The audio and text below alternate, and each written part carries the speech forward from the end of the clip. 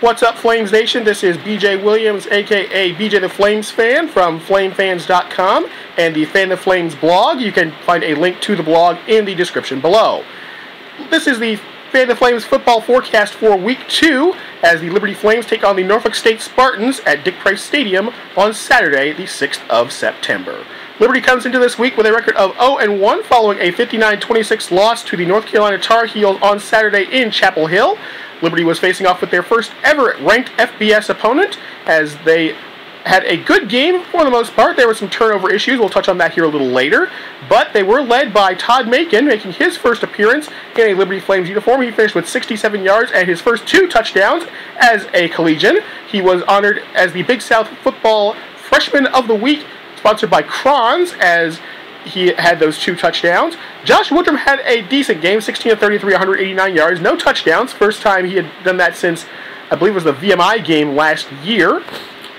But the biggest issue for Liberty last week was namely a couple of things. First off was the turnovers. Liberty had 6 turnovers on the game. They had 3 fumbles, all were lost, and they also had a couple of interceptions, and just it was a game that had its moments, but Liberty just made mistakes that really jeopardized their ability. And again, the biggest mistakes were in the third quarter after they'd taken a 22-21 lead following a touchdown by Jacob Hagan on a fumble return. Liberty's next 4 possessions were, I believe, was a turnover on downs and 3 turnovers. I believe it was 2 interceptions and a fumble in that game. And North Carolina turned that into 28 unanswered points and took a commanding lead that they would not relinquish the rest of the game. Liberty heads into this week. They're making their first appearance in Norfolk since 1997 against the Spartans. They went to Norfolk last year to play the Old Dominion Monarchs, who are now in their first year in Conference USA. And really, for me, there are a couple of big keys for this game for Liberty if they wish to come out with the victory over the Spartans. Their first over them since 2000, and I believe it's 2003 was the last time they actually beat Norfolk State, and it's also the last time they beat an in-state non-conference opponent, because VMI for the last about 10 years or so was in the Big South, and now they're a member of the Southern Conference. But 2 big keys for Liberty in this ball game. First off, the receivers really need to get 2 hands on the ball and really catch the balls that they were dropping last week, because there were a couple of big plays that really, I think, could have turned the tide, especially by Darren Peterson, the number 1 receiver for Liberty coming into this season. He also did have a fumble that happened later on in the game. He was checked out for a possible shoulder injury. He is good to go. He will be set to play on Saturday and will more than likely get the start. But really, just drops were a big issue for Liberty last week, and that is something they're going to have to work out, because those drops, especially if they are as ill-timed as they were last week, are going to really keep them from being able to finish a lot of drives. And when you're up against a team like Norfolk State, who had as much trouble as they did last week on offense, we'll touch on that here in a minute, you really don't want to give them any confidence that they can hang with a team like Liberty, who they've beaten twice in a row, once in Norfolk and once in Lynchburg in their last meeting in 2012. The other key really is going to be the play of the lines. I mean, they had outstanding play last week, as the offensive line allowed only 9 yards in negative plays, and also only allowed Josh Woodrum to be sacked 1 time on the game. That was absolutely outstanding for a unit that really had some trouble with that the last couple of years. And the defensive line, they played very well, but they're really going to have to try to get as much pressure on whoever the quarterback is for Norfolk State, whether it's Tyler Clark, who is coming off of a hamstring injury, according to David Hall of Virginian Pilot, Omari Ali Timmons, or Malik Stokes, who was the starter last week in lieu of the non-appearance by Clark due to his injury, or even Terrence Irvin. We'll touch on him here in a bit, because there's an interesting sidelight featuring Irvin in this game for Liberty this week. But the defensive line, they're going to have to try to put a lot of pressure on the Norfolk State quarterbacks, because, again, they only had 100 yards of offense last week, and most of it was on the running game, because the quarterbacks really just were not able to make anything happen, especially Irvin. And really, Pete Adrian, again, he has not announced who his starter would be for the game, but whoever is in the game, whether it's Clark, Timmons, Stokes, or Irvin, they're going to have to try and get after him as much as possible. And also bear in mind that the Norfolk State, they're going to try to throw a lot of stuff at the defense, a lot of different looks. I got that bit of information from Flame fans, thanks for that. but they're going to have to do their very best to try and frustrate whoever is taking the ball for Norfolk State. And we mentioned Irvin here before. We'll go and touch on that here real quickly.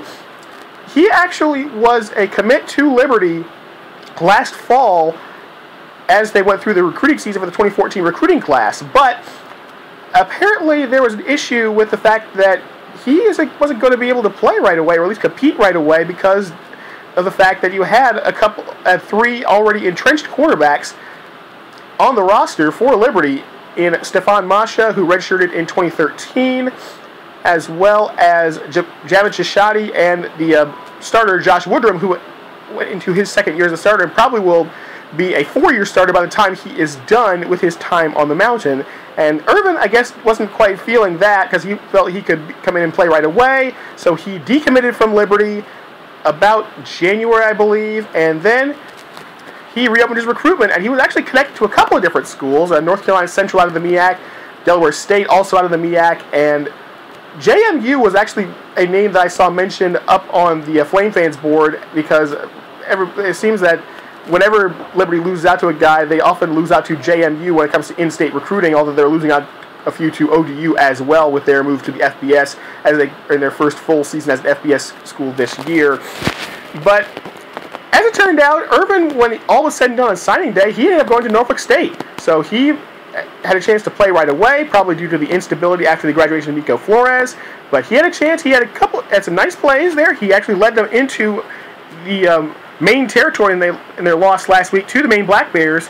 And they had a chance for the win, but they could not quite punch it into the end zone. And one of the things I mentioned on Flame Fans, and you can check out my comments on this, is that you have to think that Irvin's going to go into this matchup really wanting to prove something to Liberty, proving to them that they made a mistake in not signing him, or at least not giving him the opportunity to play right away, which would have led to him signing with the school. Liberty would eventually sign JT Bradwell, who is redshirting for this year, and that is something he's really going to be thinking about every time he's on the field, and he's going to want to really try to prove to Liberty that they made a mistake in not signing him. So that'll be an interesting sidelight to the game as well. Really looking at it, Norfolk State, again, they had trouble with the offense last week, 100 yards of offense total for the entire game. Their defense really will carry the day. Lyndon Trail, one of the top linebackers in the country, will probably be playing on Sundays. Also, Clarence Merrow, I believe is his name, or somebody on Flame Fans, I'm sure, will correct me on this when they watch this video later. But Merrow is probably going to be matched up with Peterson much of the night. And what'll be interesting, though, is I actually was watching the Seattle Seahawks and Green Bay Packers, and Richard Sherman is their top corner, but he always played on the same side of the field. And what Green Bay ended up doing is they actually would line up their top guy opposite him, because the Seahawks would never flip their corners on the field and try to get matchups, and Green Bay had some success with it, but obviously the other DBs were able to step up. And I really think that may be a question of, will Liberty try and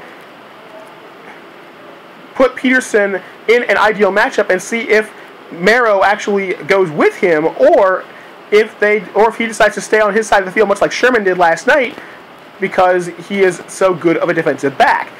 But really, I think if Norfolk State doesn't get their offense in gear, that defense is probably going to end up very similar to Liberty eventually versus North Carolina State. Is when you have your defense on the field as much as they did, you're eventually going to wear down, and that's obviously going to lead to the other team taking advantage. So I really think that if Norfolk State can't get their offense going, that Liberty is going to take full advantage and could try and wear out the defense, as good as they may be.